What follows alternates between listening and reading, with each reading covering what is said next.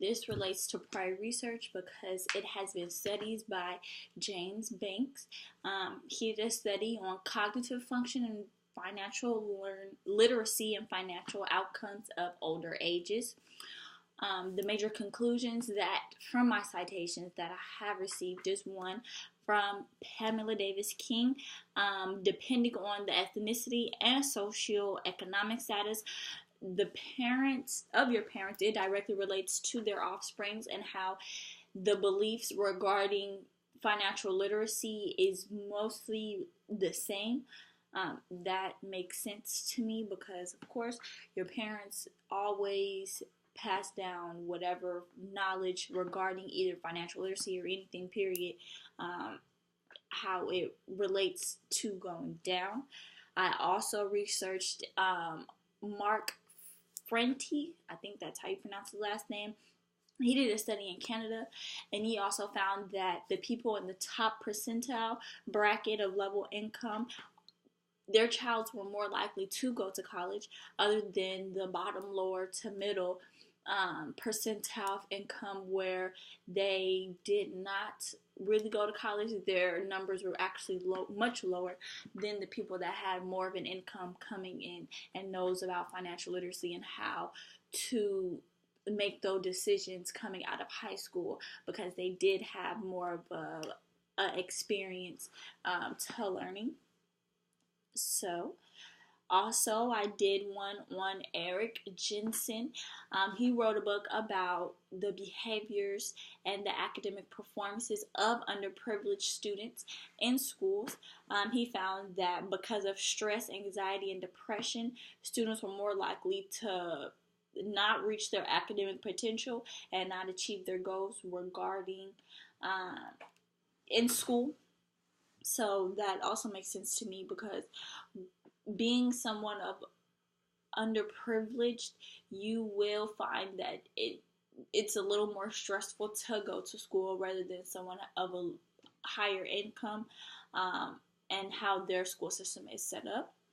So the main findings that I did find from this annotation was that there is a direct correlation between the ethnicity and socioeconomic when it comes to cognitive development and the processes that do happen through a person's lifetime.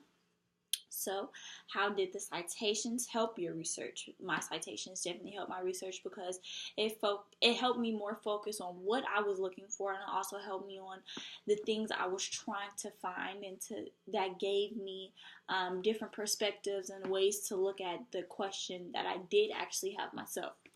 What have I learned that I would incorporate in my own research? What I did learn is that when asking people about financial literacy, their financial habits, you will find the more honest opinion when the questions are private or anonymous, because humans tend to fabricate embellish their knowing and learning if their information goes public or is public to someone else, especially knowing their name and their age and things of that nature. If you keep it more so at a okay, you are African American male, black, then that is what information gets more accurate, rather than someone's actual name. Like if I put Tony McIntyre and this is my financial literacy and this is what I know, people or humans tend to embellish what they really have to make themselves look better. The additional questions that I raised for me is I wanted to know what could people do to better help financially educate people that might not have the opportunity that other people have, or what are better financial decisions to make at a younger age, and what should people really know so that they can be at a better financial standpoint later on in life and not like go through a whole lifetime and learning it later on in life, rather than something knowing younger.